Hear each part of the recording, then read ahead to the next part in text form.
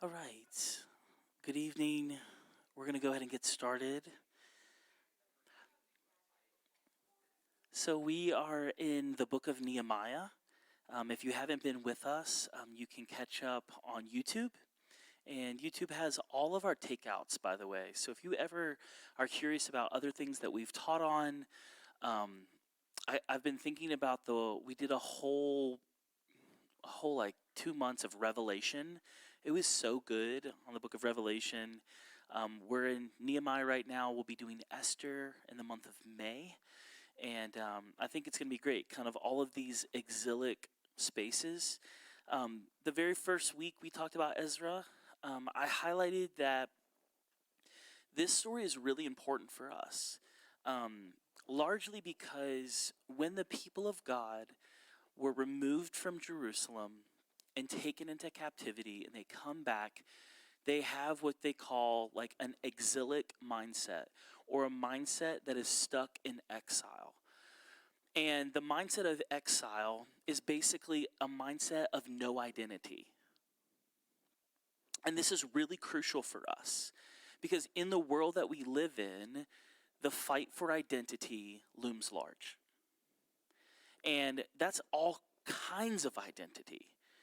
You know, we could list the different types of identities that we all have, whether it be work, whether it would be gender, whether it would be sexuality. I mean, there's a lot of identities that exist out there. It could be relational identity, where you're a mother, a father, or a daughter, or you're a married person or an unmarried person. There's a lot of different identities that we can take on. And unfortunately for Israel, when they are coming back from, being gone for 70 some odd years, there really is the loss of identity. They're really disconnected in a lot of ways. And we talked about Ezra was helping them refine the law. And in Nehemiah, the biggest thing that they're doing is they're rebuilding a wall around the city. They had attempted to do so earlier in Ezra, but they're now like, hey, we really have to build the wall. And we'll hear a little bit more about the wall in the coming weeks, but basically they ended up building the wall in 52 days, which is insane. It's a massive amount of wall building. The wall is approximately 8 to 9 feet in width. Or depth. We'll say depth. So it's not like a skinny little wall that's protecting the city. It's pretty hardy. And in these two chapters, chapter 3 and chapter 4, we're going to be talking a little bit about identity and a little bit about hostility to identity. Because a lot of times when we start functioning in identity, we almost immediately begin to deal with hostility. So hopefully we can kind of process these things together. Pastor Jordan, in the first week that he was kind of giving our overview, I heard he gave a grand history of Israel. It was very robust. And then last week, Kelsey, his wife, she shared on chapter 1 and 2. And I think that the thing that I came away with in listening to her last week was that one of the identities that was happening was family. That Nehemiah was a family man, that everything in this book was highlighting that it was a family, And I think that's really important for us to keep in mind as we move forward. But I want to talk about a few things that come up in the realms of identity in chapter 3 and 4 that I think are unique, and I think are things for us to really be able to kind of identify, engage with, etc. When we talk about identity, like I said, we're kind of this it's a post-exile identity. We know there's a lot of things going on. They're coming back to a land that is filled with people who've been kind of occupying that space. And let's be honest, in the ancient Near Eastern world, everybody wants more space. It's how you communicate to everybody else how awesome you are. The larger your land, the better you are. And so in some ways, by these people from Israel coming back into this space and beginning to rebuild everything, they immediately are threatening the groups that have been existing around them. And so I think that it's really interesting because I think right away what we get, what we experience is that this identity piece that they're all there for is not just as simple as building a wall. Let me help you maybe think through it a little bit differently, like we were just saying. That when you are a people who have been thrown out of your country, and in some ways, the way the ancient Near Eastern world works is that if I whoop up on your country and defeat you, I have defeated your God. So in the post-exile mindset, God is bringing us back to our land, and so we're trying to reestablish God as being an awesome God, okay? And so part of the way of doing that, I do like, this is a very loose shape, I don't know if you can see it, of what the wall shape would have been like in Nehemiah. And right kind of in the heart of it is the temple. And we know the temple was reestablished, and the purpose of reestablishing the temple is to reestablish God, okay? Now, we don't think about it in that way very often. We don't think, oh, we built this building, and so God. But that's how they think. When we have a place for God to come and be with us, it's reestablishing our God's identity and thus our identity. One of the things that happens is that as they have this temple, they've existed, they build these walls, the walls become a picture of how they can live their life without influence from the outside world. So when we build a wall around a space in the ancient Near Eastern world, what we're saying is we can preserve who we are because everybody else is crazy. Does that make sense? So the temple kind of expands itself to the walls, where now God is everywhere inside of these walls, okay? And then everybody on the outside of the walls is kind of out from God's protection, his existence, and ultimately that identity that they're reestablishing. Part of this is that as they're coming into this place of identity, they're able to reverse shame, reverse the defeat, reverse humiliation. And this is really important because for most of us in our life, in our existence, we're dealing with shame, humiliation, and defeat on a regular basis. And what are we going to get called back to? What are we going to get called back into but this identity that's being shown, revealed, etc.? And so in chapter 3, we start to kind of get some really interesting details about the identity of the people at this moment and at this time. So let me just, I'm going to highlight a few things because for the most part, it's a lot of names. And I'm not going to read every name, but I do want to highlight a few things. The first thing that I want to highlight is this is a highly diverse group of people. There is not a whole lot of homogeneity in this situation. Why? If you read through chapter 3, the first thing you notice is that the high priests and all the priests are in on it. Meaning, all the spiritual people are behind this new identity. Secondly, you get nobles. So you get people who have clout, wealth. A lot of them can trace their family lineages back to when they were first taken into exile. You have goldsmiths, which, obviously middle, upper class kind of people. You have perfumers, middle, upper class kind of people. Interesting daughters are mentioned. There's even families that are coming into this identity that they are empowering their daughters to do this rebuilding of identity. All of this is really abnormal in the ancient Near Eastern world. And then there's rulers of districts. There's other Jews that have been living all throughout this. There's like a whole area around this that they've been living all around, kind of like a diaspora of sorts. And then the last thing that's listed in chapter 3 is merchants. So I want to highlight this, this idea that in a lot of ways, in reestablishing an identity, we're really reestablishing the core middle class of the whole society that Israel's supposed to become. There's tons of other people who aren't listed that we know exist, like bakers and stonesmiths and masons, and there's lots of those people. But for the most part, they're not highlighted particularly here because what they're trying to say is this is a core group of people that are all really different, that none of them are a lot alike, and yet they all think identity needs to be reestablished as one thing. So they're kind of setting aside all of these things for one thing. I think that it's interesting that the work that they're going to do, it's like very organized, and there's something beautiful about that. But the other thing that you find all throughout the chapter, in chapter 3, is that the first thing that they rebuild are gates. And, you know, for most of us, gates don't mean a whole lot because most of us don't have gates, or if we do, it's just like for a backyard. But for the people at this time, to reestablish a gate is to reestablish the place where people understand who you are. You come to a gate in any ancient Near Eastern city, and you get like a vision of what that city is, who those people are, and what they're all about.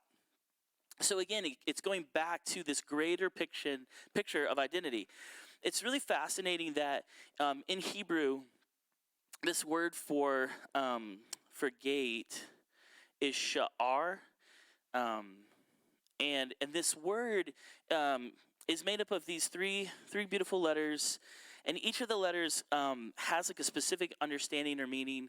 Most of the time, this word means like open or split. And really where it comes from are these three beautiful characters. The first character right here is like where we get our SH sound from. There's like an A here and an R, so you can kind of, and they read this way, by the way, in Hebrew, sha'ar. And what we find here is that this first one means to eat or consume or take in. The second, this letter, it's like an A, but it kind of functions a little differently than an A, but it has to do with, I'm making sure, I think I mixed it up. Nope, I'm right. Eyes, seeing, or experiencing. And then the last letter, this R sound, stands for head, or it can also mean something that's first. Like the head of something is like the first of something. And so this picture about gates is that basically you're going to take in whatever you see first is what a gate's all about. Why is this important?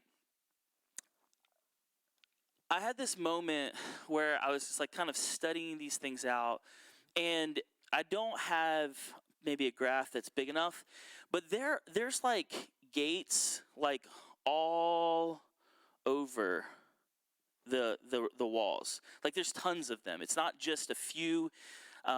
You can read it in chapter 3. There's like the sheep gate, and there's the mustard gate, and there's a dung gate. There's lots of interesting gates. And I think that for us, as we're reading through this book, we're asking the questions about our identity. I think the question is like, when somebody takes a first look at your life, what do they see?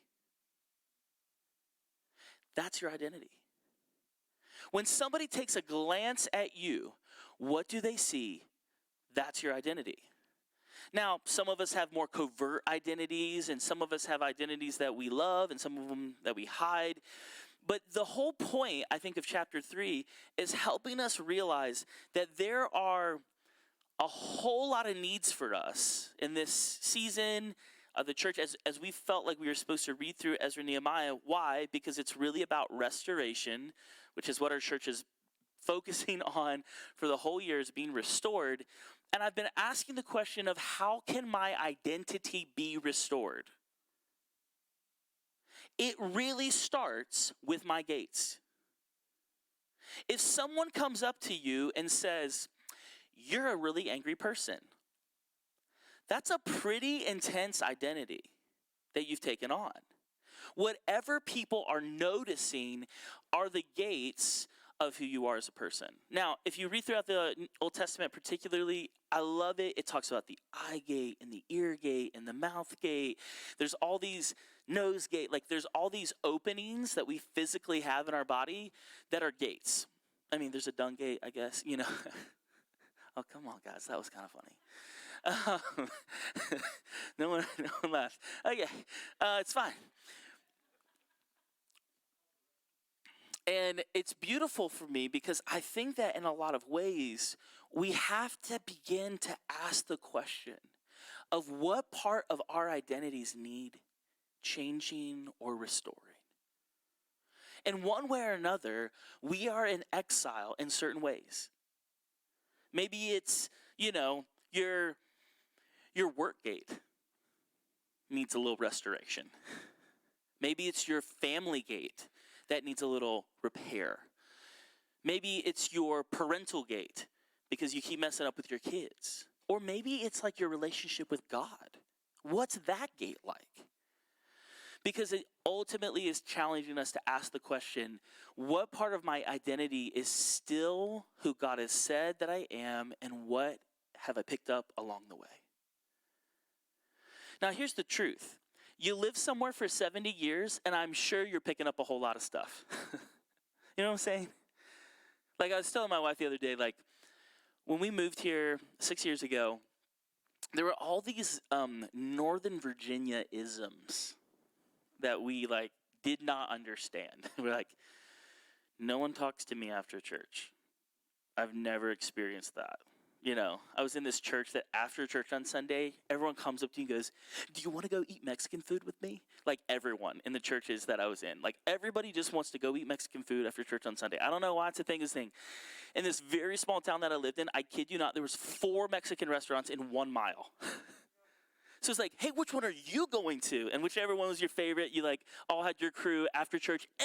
Guys, every Sunday, 52 weeks a year. We come here and we're like so excited to be here, right? We're like, we moved our whole life to get to this church. Everyone's going to be so amped that we're here. Crickets for like 6 weeks. And it was so disruptive to us because we realized if we are not careful, we will be just like that. That was our first thought. If we are not careful to be who God has asked us to be in a potentially different environment than God has had us in before, then maybe, just maybe, we need to check ourselves. What gates am I moving, changing, modifying because of where I live and because of the people who I'm around? Can they see your real identity? Or do they see something else? Now that everyone's like, I would love for us to just take a few moments, and I want us to come up with a little bit of what are things that you might know that are identity markers for the Jewish people. If you don't know, it's okay. Get into groups, and I want you to come up with a few identity markers. What sets apart the people of God in the scriptures from everyone else that exists in the world? You have 6 minutes, find 2 or 3 people, and then we're going to come up here and we're going to write down some of these identity markers that I think are really important for us to figure out. They're not, some of them might be in the text, but some of them are just you knowing some sort of Bible, at least just a little bit. Ready, set, go. What are identity markers of the people of God?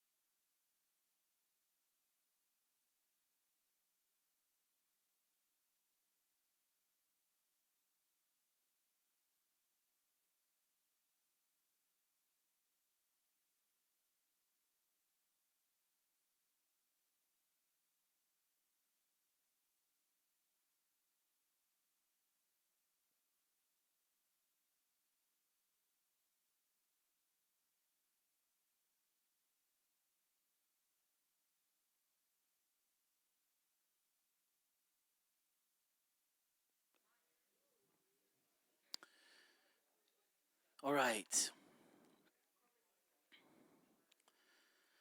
Okay, what are a few things that we have learned about maybe in our lives at some point, or we've discussed in our groups, that the people of God are normally known for, identity markers? What are the kinds of things? Anybody?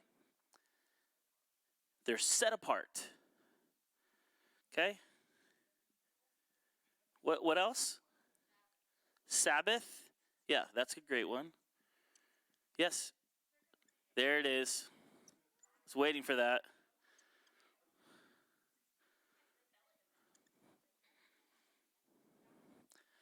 Other markers.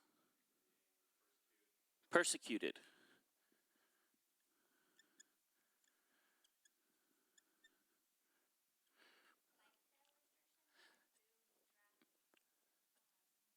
Yes. Lifestyle restrictions, and she mentioned food. What else? What was that? Food and what? Oh, dress. I don't think I heard of that. Food and dress, great. Anybody else? Okay. Corporate / communal history. I like it.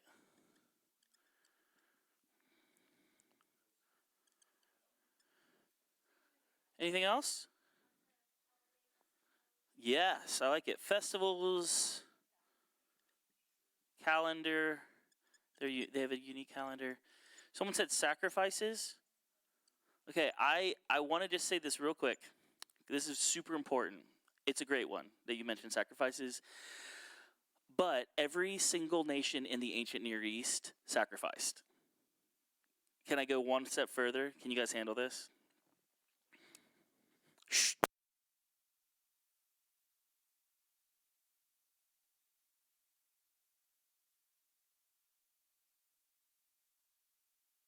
This is actually super important, so I'm glad that we're highlighting this. So the Holy of Holies, the holy place, right? And then we get like the outer courts in the tabernacle, in the temple, etc. Do you guys vaguely remember this in the Bible? Outer court, innermost court. Every single nation in the ancient Near Eastern world has this exact layout. Ooh, disruptive. But can I tell you what's different? Is that no other nation has a God like Yahweh. That's the difference. So it's a huge part of this identity marker, and I'm just going to write it up here because it's the biggest one, is that Yahweh is a living God. Okay? This is very important. Why? Every other temple that exists does not have fire and does not have clouds coming down on it. It is a big statue. Frozen. No movement, no life, no energy like that. This is beautiful. We call this whole idea that God uses known constructs to reveal new truth. Oh, that'll give you a shout if you really hear it. God loves to use known constructs to reveal new truth. It's beautiful. Jesus does this all the time, side note.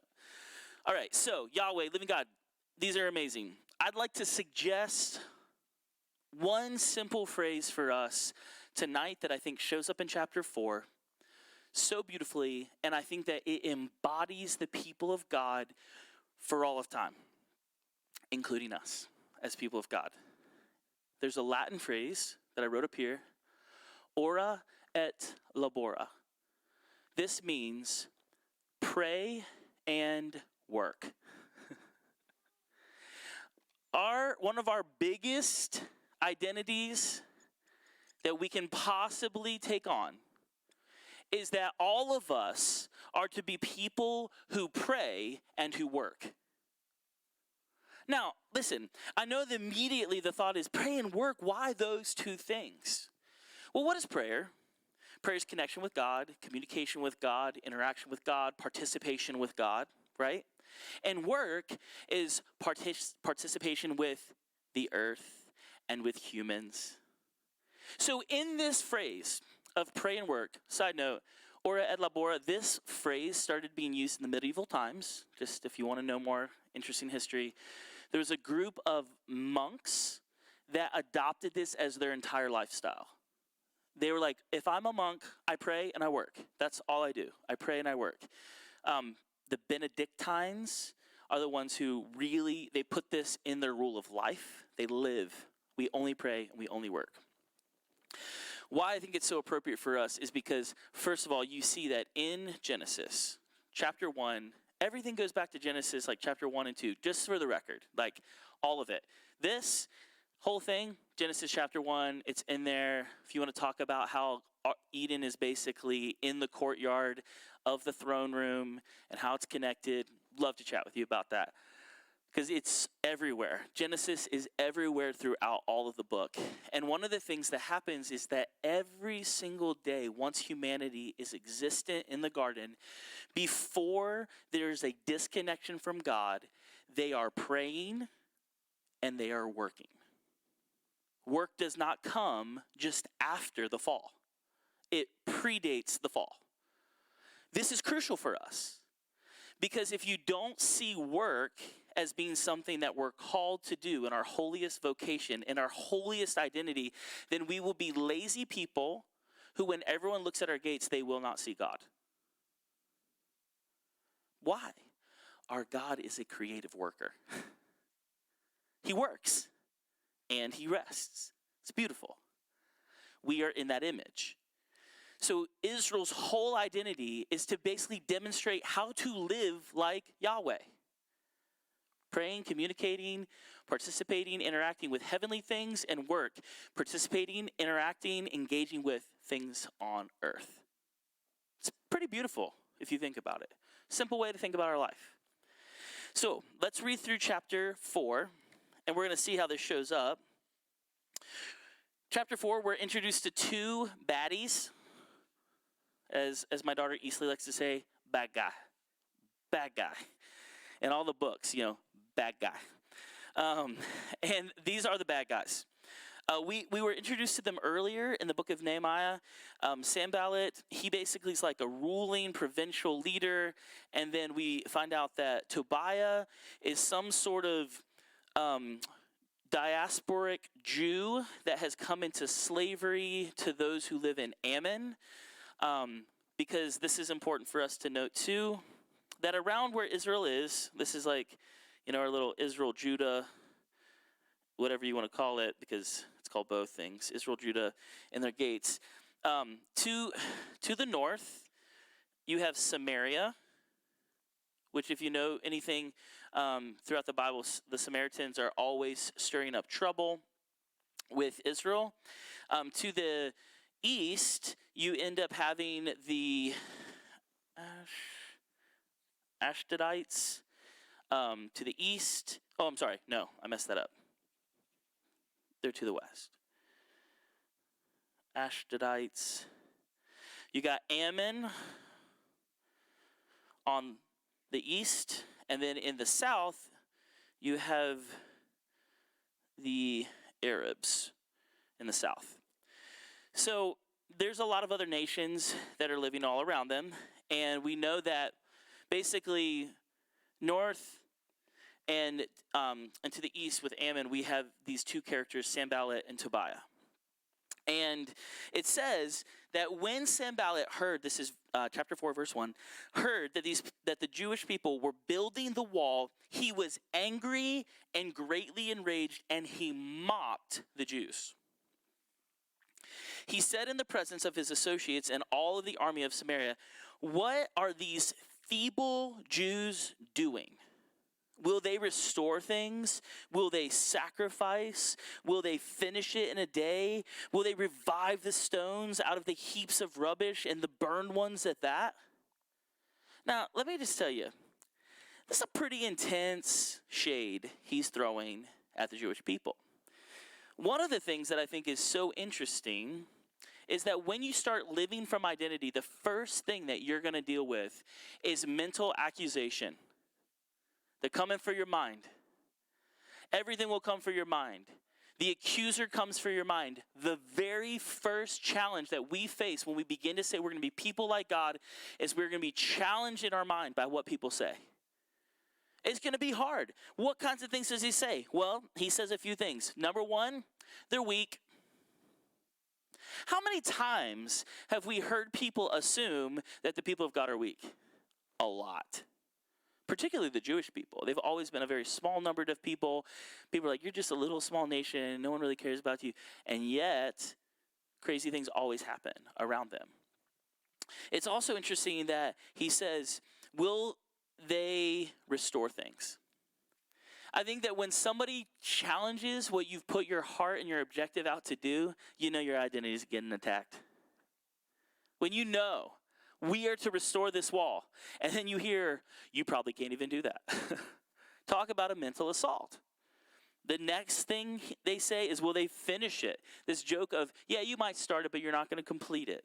Or then they go into this whole thing about, will you literally try to pick up all the pieces and put it back together? Because you probably can't do that.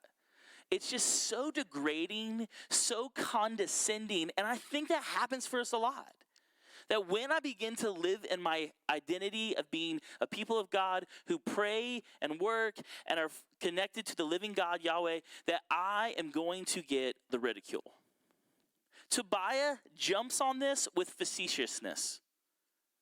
What does Tobiah say? Yeah, that stone wall they're building, any fox trying to stand on it would break it down.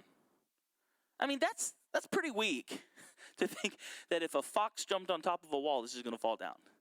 I mean, the amount of just negation and frustration that they are letting go is something that we should expect when we begin to live as the people of God. That our identity will always be mocked when we're living for him. We can't expect anything different because when it happens then, it happens now. This is history. The second thing that happens is, this is in like verse 7 and 8. I'm going to skip a little bit because I'm going to talk about the response from identity in a second. It says that when Sanballat and Tobiah and the Arabs and the Ammonites and the Ashdodites heard the repairing of the walls of Jerusalem was going forward and the gaps were beginning to close, they were very angry, and they all plotted together to come and fight against Jerusalem to cause confusion in it. Once you are being intensely harassed in your mind, the next thing is physical. What happens is they bring an army into play. We are going to fight you. Now remember, why are all of these people around this space fighting? Because they do not want the reestablishment of Yahweh in that space. Why? If you read history, the history of Yahweh is that he does crazy, amazing things for his people. Think about the Egyptians, right? Egypt was one of the most significant nations in the universe, and this God freed them from that. You can look at all the stories over all the years. I mean, the fact that they continue to win in almost every single battle they won until the fall of Jerusalem is kind of crazy. So Yahweh had like a big reputation. So we don't want to reestablish a living God here, because that means that all of our lives will get threatened by a living God. When you walk in identity, it becomes threatening to everyone who's not living a full life.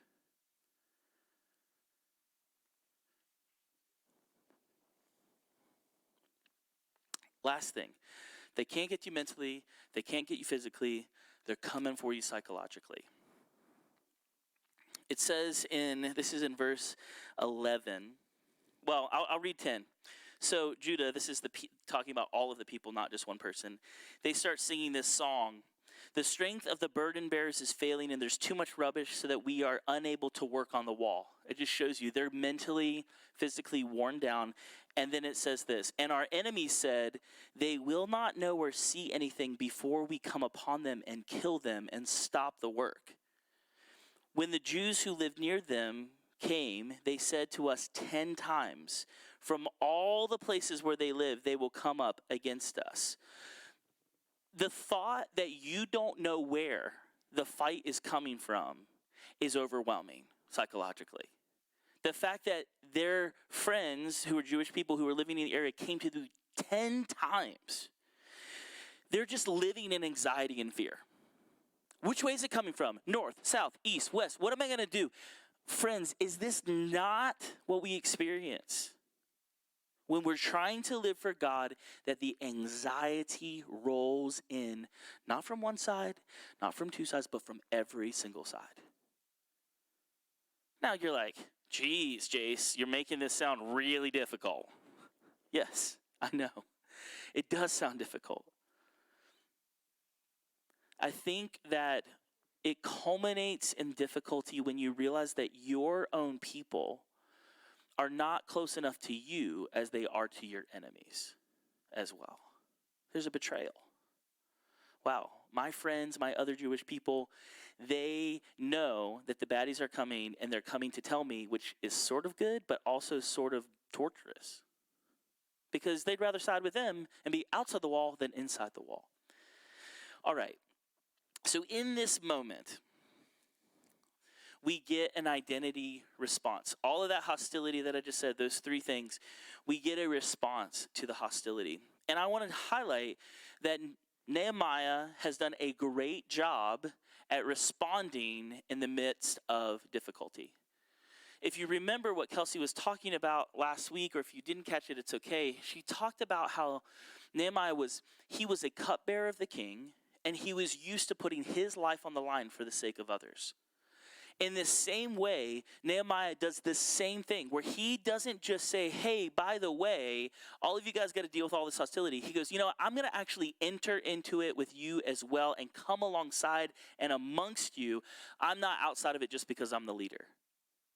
I don't know about you, but I'm looking for a little bit more of leaders like that in the earth, that would decide to not stay out of the mess, not stay out of the difficulty, but would be right in the middle of it.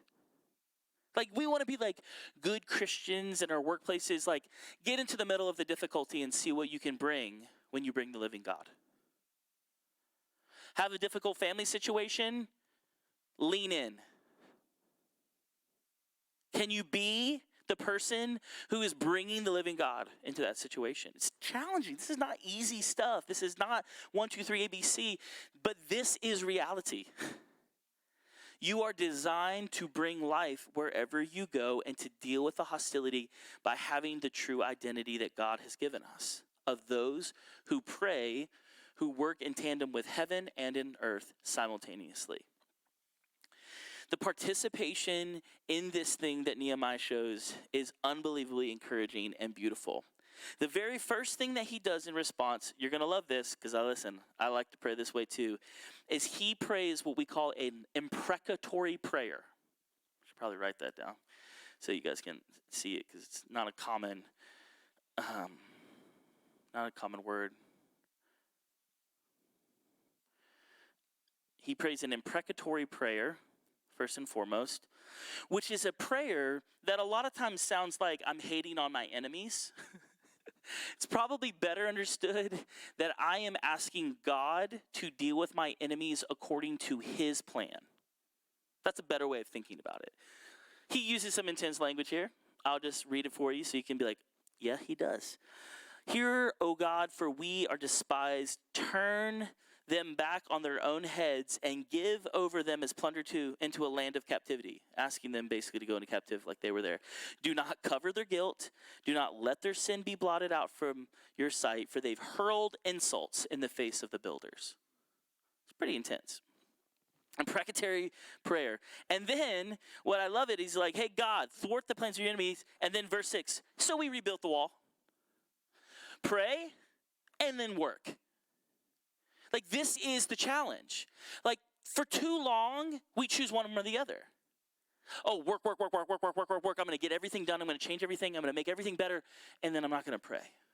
Or I'm going to pray, and I'm not going to do anything. Number one, this isn't the Christian way. Number two, this isn't the human way. The human way is always that there is a partnership of prayer and work.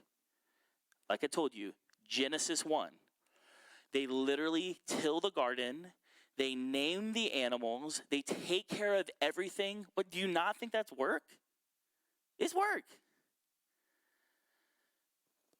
Go back and read it. They work. They do stuff in the ground. Like, it gets harder post-fall. We read that. It becomes very difficult. The ground is, but they work. And then every day they spend time with God. Every day. He comes in the cool of the day. He comes to walk around and see all the things that they've done and then invite them to do more. Because every time God shows up in history, he walks around, he's looking for somebody who wants to do stuff with him, and he wants to say, hey, good job here, let's work on this too. Pray and work. Ora et labora. So then we come to the next section. Verse 9. So this is after, they tried to surround them with the physical army. I love this. This is so crazy and so beautiful. They prayed. Boom, always pray. And then they set a watch of protection. So they basically said, all right, we are not going to just pray. We are going to set a guard against our enemies day and night. We're going to be on watch for where they're coming from. Now listen, it doesn't say they're fighting yet. This is important. You need to know when to fight and when not to fight. We have too many Christians trying to fight about everything that they're not supposed to be fighting about, and less people who are praying about what they should be fighting about. I'm going to let it simmer. Have you prayed about what you're fighting about? Because if you're fighting about it and you haven't prayed about it, you're not doing the right thing. It doesn't matter how right you feel it is. Are you partnering with God or are you leading your own life? The question is your identity marker you or God? Because listen, there's a whole heck of a lot of people in this region who know how to lead their life and know how to lead a lot of things, but they sure as heck don't have an identity marker that says that God is working with them. What happens when that happens? Third, they pray again. Verse 14. After Nehemiah looked all of these things over, he stands up and he says to the nobles and the officials and the rest of the people, do not be afraid of them, which is, by the way, is in the Bible so many times that when you are the people of God, you do not need to be afraid. Why? Your God is alive. He's not a stone. It's beautiful. He says this. Oh, I love this. Remember Yahweh. Why is this so cool? Because that word remember is the word zakar in Hebrew. And over and over and over in the Hebrew mindset, they hear that word zakar, zakar, zakar. Remember, remember, remember. Why? Because all of us forget our identity marker. Sometimes on the daily. I forget who I am. Because I forget who he is. So the question is can I remember? My prayer sometimes helps me remember who I am so I can work as who I am. This is so powerful. If we could just grab a hold of this. And then, you know what the second thing he does to deal with the hostility that's coming? He sets them up in families. He says, oh, by the way, fight for your kin, your sons, your daughters, your wives, and your homes. Kelsey talked all last week about how the book is filled with family language. It's insane. I don't know if I've ever quite seen the family language at the level that I feel like she highlighted it for me. And then I read these chapters and I'm like, good Lord, there's more family here than I could have imagined. We've always said it, right? Family is the way that the mercy of God is enacted in the earth. Mercy is not just to be nice. Sometimes mercy is to deal with those who would come against the living God. Your family is able to participate and partner in the prayer and the work. What an invitation. I also love this. They highlight two things about who God is. Number one, they say that he's great, and number two, he's awesome. Number one, great. This word is so awesome because it basically means strong as jacks, like mighty, powerful, busting at the seams with all that God energy. Big God. And it's a huge reminder, because no matter how all the nations have all the things, all their identity markers, that there is a God who is strong that has come on the scene. And secondly, the word is awesome, but literally you could translate it fearful. He is someone not to mess with. You will be very afraid if you come in contact with the living God. Now, sometimes we don't like to dance with that. But our God is a consuming fire. It's funny. Consume, I mentioned this earlier. Consume also means to eat. Our God eats up everything else. You show up, you're going to eat everything. That's a little scary. I'm not saying he's like Dragon God or anything like that, okay, guys? Just for the record. It's not just gobbling like some creepy dragon or something. I don't know. This is what thought I heard consume, and like I was just thinking about that. Who he is able to take in everything for himself. It's powerful. Right? Remember this. Remember that he is so strong, and remember that he is so huge and terrifying because of who he is. But we don't have to fear. Why? Because we participate in prayer and we participate in work. And when we live this way, you never have to fear. It gets scary when you stop doing one and not the other. You start praying all the time, but you're not working, you feel it. Why? Because we were made to be human beings who straddle heaven and earth at the same time. We're not just for heaven and not just for earth. We're to be in all of that space, just like the living God is in all that space. So when we half ourselves, it's a little scary. It's just not enough. It's not enough to be half identity. Okay. Last thing that's part of this identity that I think that we need to really highlight and focus on. It's probably my favorite verse in the whole chapter. There's two verses that are like combined that are my favorite. Verse 6 is the one that I want to really highlight. Because we're talking about identity, we're talking about the wall being connected to this, and it says this. So we rebuilt the wall, and all the wall was joined together to half its length. And this is the phrase, for the people had a mind to work. Hebrew is actually a heart to work.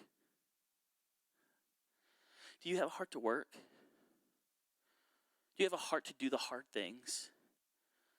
Do you have the heart to get up in the morning, connect with God, and then say, I got to go into the earth too. I got to go and deal with all this earth, all this hostility that's coming against my living God, because every other God has come against him, to say that he's not mighty and he's not one to be feared. It's so crazy to me that it says that they have this mind work. And guess what I love about it? Is it connects to two other pictures that show up concerning restoration. The first thing that it connects to is in verse 1, Sanballat actually, it says he hears something about these people whose identity is connected to their heart. And it says he uses the word, some of them say like they were building the wall. A lot of them say they restored the wall. This word means healing or wholeness. That there was a sense that they were coming into this place where they were starting to heal and be whole in their identity. And that's what disrupted him. Not just at the wall, because listen, the wall is not just a physical demonstration. It is an identity picture for everybody around them, that they are different. And then the second thing is that when you're talking about this kind of healing, restoration, mending, building, it's so crazy to me because it means like skin growing over top of a wound. That as they build this wall, it's as if like they're putting like skin on top of all of their weaknesses, all of their empty places, all of their identity issues. because you have a heart to work. The word work here comes up in Genesis chapter 1. The Lord uses it consistently. It means to make or to do, and it always has a life-giving or creative activity to it. The bottom line for us as human beings is that we were made to do the same thing as God. To make and create and bring life in all the things we do as what? We're connected to him in our prayer. Not just in our work. It's not enough. We have to be connected to God in the things that we do. And they're showing this picture, and it's what disrupts everything. The last thing that I want to just highlight for us today before we end is that sometimes in the Christian world, in the Christian church, particularly in the charismatic expression, we really, really don't like strategy. Whatever the Spirit says, that's just prayer. My question is where's the work? Nehemiah shows so explicitly throughout the rest of this chapter that he literally is coming up with vision, strategy, and able to create all sorts of things that prevent them from getting whooped. I mean, he sets up a night watch. He tells them, oh, by the way, you can have a trowel in one hand as you're making bricks, and you can have a sword in the other, and do both simultaneously. Now, it's funny. Do you know that most commentators that I read, they all despise that phrase? Every one of them. It is not possible to lay brick and to fight at the same time. And I'm like, you're missing the point, because it's about God doing the fighting. Go read the passage. It says God will fight for us. It doesn't say we have to fight. We have to be ready if the encouragement happens, but God will fight for us. We're just ready to work in whatever way he wants us to work. Does he want us to fight that day, or does he want us to lay brick that day? Have we prayed to ask that question? Are we to build or strike down?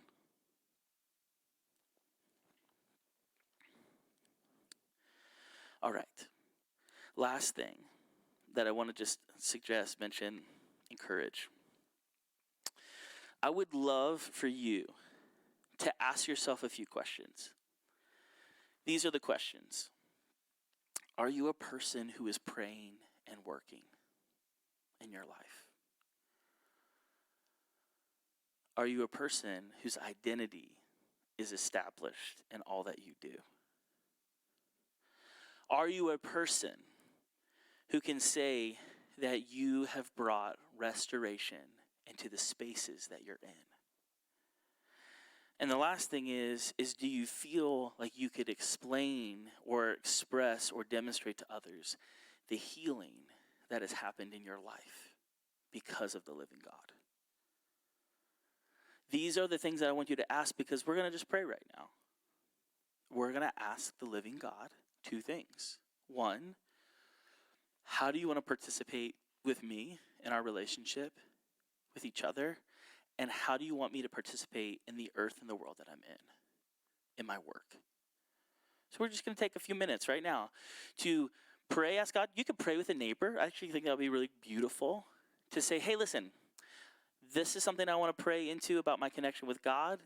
This is something I want to figure out how I need to do the work that I'm doing. And I'm going to give you like 7 minutes. Yeah, 7 minutes. And then I'm going to pray for all of us that we would become people who are living lives of ora et labora, prayer and work. And I hope you just get annoyed by that. Prayer and work, prayer and work, prayer and work, prayer and work. Because that is the restored identity that God's calling us into. Okay? 7 minutes to pray with each other. And then I'll pray for us and we'll close. Yes, 2 questions. God, what do you want to do in our relationship between me and God that needs to be healed, restored, fixed, or identities established? And then what is the work that I need to do with others or in the earth in response to that? Or aside from that, depending on how you're approaching it. It's just those 2 questions, prayer or work. What do I need to grow in, work on, be restored in, be healed in, etc.? Yeah. 6 more minutes.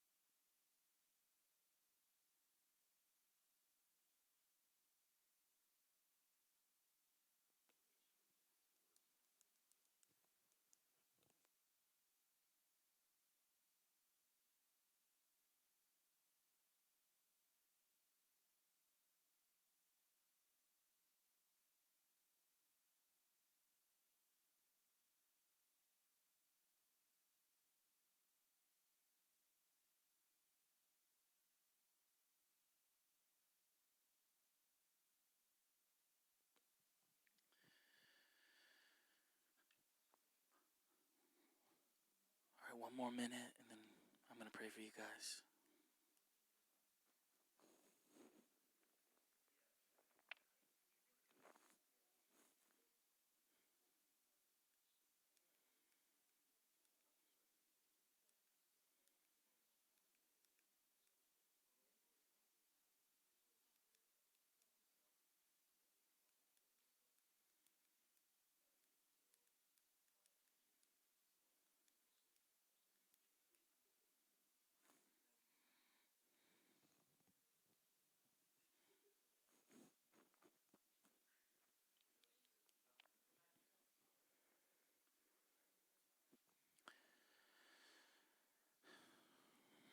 Yahweh, living God, King of the universe, creator of all things, we just thank you tonight for a restored identity. for an identity that comes to us, marks us as your own, sets us apart from all things, and calls us into prayer and work. Lord, I just ask that tonight you would forgive us if we've worked without prayer. And that, Lord, you would forgive us for being presumptuous in that way. Lord, we also ask that you would forgive us when we've only prayed and we've not done the work with people. Lord, I just pray that we would recognize that the prayers that Nehemiah and the people of God prayed were all prayers of our God. And so, Lord, I pray that we would be able to see that as we serve our God, it is a thing to realize that you are the God of heaven and earth. And Lord, we desire to engage both heaven and earth. Let us not do one more than the other. Let us do them together, and let us bring you with us wherever we go. Jesus, would you help us be like you, who carries yourself into every situation, connected with all things at all times. We thank you that the Spirit can do that if we cannot, that there is no thing that can be untouched by you. We bless you, we honor you, and Lord, we just say, establish our identities again tonight and make us new and repaired, and let that skin heal over all of our wounds that we might be whole. Whole in heaven and whole in the earth. In Jesus' name, amen. Love you guys. Come on next week. We'll keep going. The next 2 chapters for next Wednesday. Pastor Alvin, I think, is doing it. Yeah. Love you guys. Glad you're here with us.